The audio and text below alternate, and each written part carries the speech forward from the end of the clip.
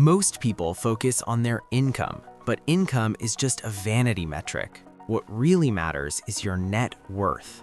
Your net worth is the sum of everything you own minus everything you owe. It is the ultimate scoreboard of your financial life. Today, I'm giving you a step-by-step one-year plan to skyrocket your net worth and move from broke to wealthy. 2. Calculate your starting point. You cannot fix what you don't measure.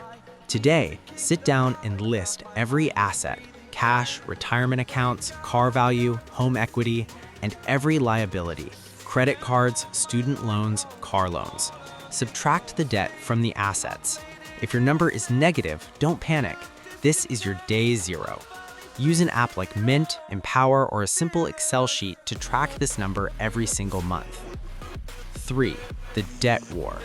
In the first 6 months of your one-year plan, focus on the liability side. Every dollar of debt you pay off increases your net worth by exactly $1. Use the debt snowball or debt avalanche to aggressively kill your high-interest debt. By removing the interest payments that are draining you, you allow your net worth to start climbing naturally. Asset accumulation. In the second half of the year, focus on the assets side.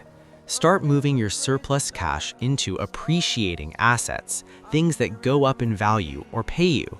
This means stocks, real estate, or your own business. Aim to save and invest at least 25% of your income.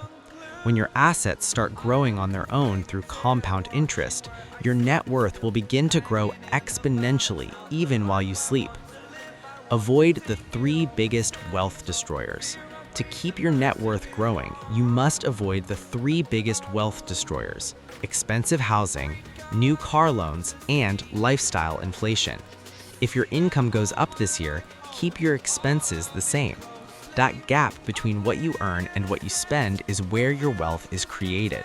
The larger the gap, the faster your net worth grows. The one-year transformation. If you follow this plan, in 12 months, your financial life will be unrecognizable. You will have more assets, less debt, and a clear path to freedom. Tomorrow is day 30, our final day of this challenge, and we'll talk about now what and how to sustain this for life.